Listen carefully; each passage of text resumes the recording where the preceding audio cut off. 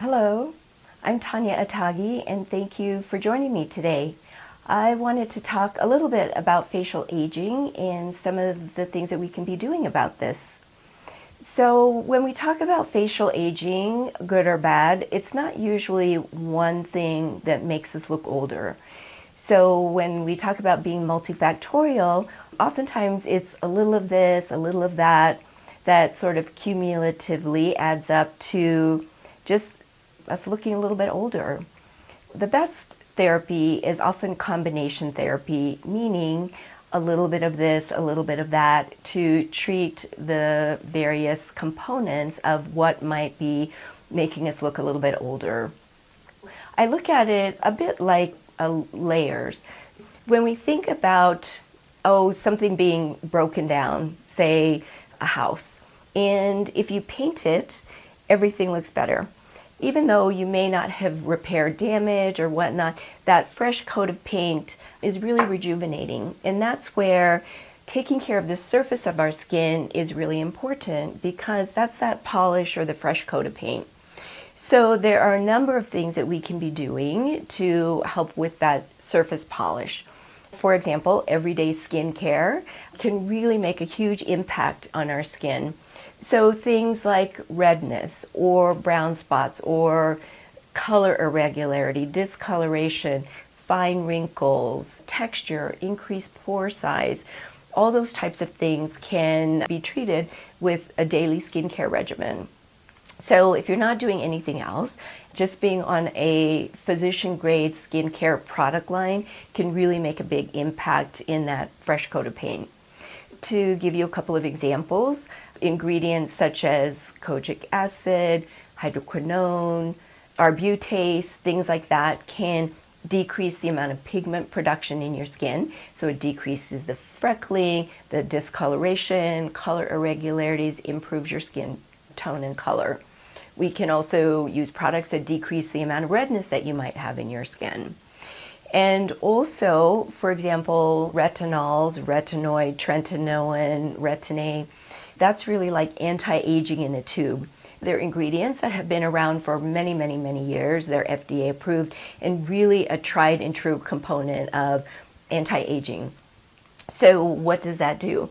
Well, if you think about our skin when we're younger, in our 20s, our skin usually turns over every 28 days or so. So those new healthy cells at the base of the skin really bubble up to the surface faster. We're shedding the old dead skin cells faster. And so our skin looks fresher and it's really healthier. And then we can, with the retinols, decrease the amount of pigment production, similar to the other products that I talked about. But we can, again, decrease the amount of brown spots and whatnot that are popping up in the surface of the skin.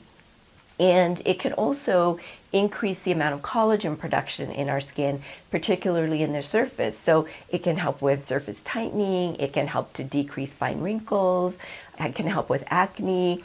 It really is like anti-aging in a tube.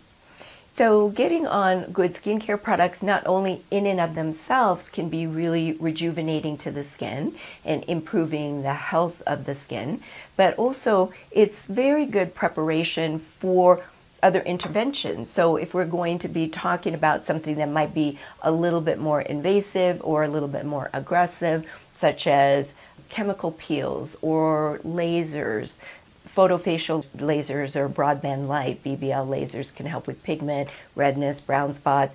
Fractionated lasers can help decrease pore size, again, increase how quickly skin is turning over, help with fine wrinkles, even deeper wrinkles.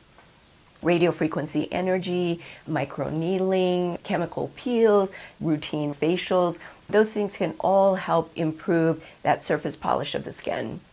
The other component to facial aging might be really skin looseness. You might not have like a lot of extra skin that needs to be surgically removed, but if you're developing some looseness, a little bit of the jowling, a little bit of the tired eyes, things like that, then that's where oftentimes using energy, like heat energy, radio frequency energy, ultrasound energy, really creates like a mini heat injury in the skin. And so what happens is your body responds. It says, oh my gosh, I've been injured, I have to start healing. So it's a way of tricking your body into making more collagen. So we have ways, less invasive, minimally invasive, more invasive, that we can use to increase the tightening of your skin.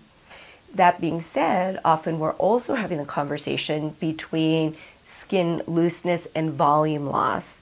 And so when you look at the little kids on the playground, they have those apples in their cheeks, right, that we want to squeeze.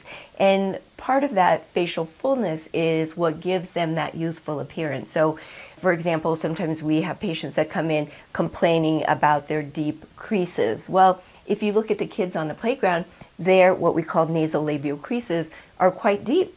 But that's because they have cheeks and they have fullness around the lips, and then you have that transition zone between the cheeks and the mouth. And so it's normal to have some creasing there, or that separation between those aesthetic units, as we term it. Occasionally you'll have people that don't have those creases because they've been doing fillers, but it doesn't really look very natural because it's not natural to have a flat face. So if you think about a chimpanzee, they don't really have so much of that transition between a full cheek and the mouth. Obviously, we want to make this very natural, so we want to be observant of those things and mindful of those things when we're performing any kind of facial rejuvenation. But facial fillers, things that we can get off the shelf that are at the same time very natural. Hyaluronic acids, or HAs, are very common, and it's really an ingredient that's found in your tissue. So it's what gives your skin the plumpness. It's a clear gelatinous material that's used to lubricate your joints.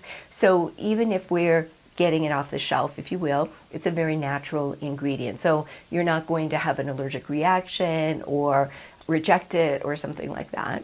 And there are other products that are quite natural, or products that will help your body to make its own collagen, and using fat. So that's something that we do as well, is we'll take some fluff, if you've got it from some other part of the body, and we'll transfer it into the face.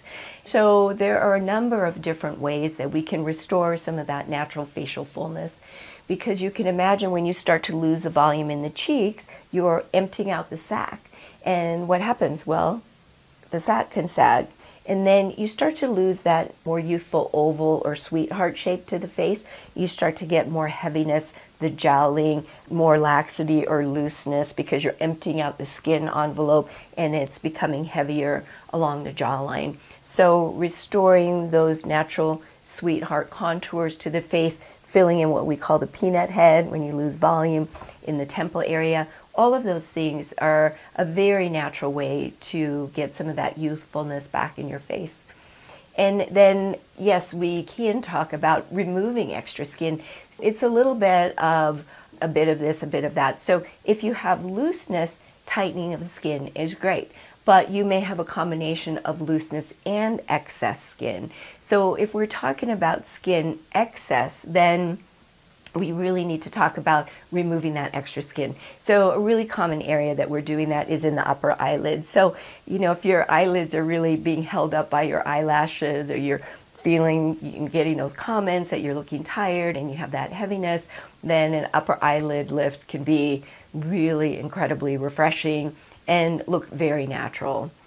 If we're talking about, for example, muscle separation in the neck, so if you're getting that single or double banding that's hanging down, the little turkey gobble, then if it's due to muscle separation, then we want to go in and repair those muscles.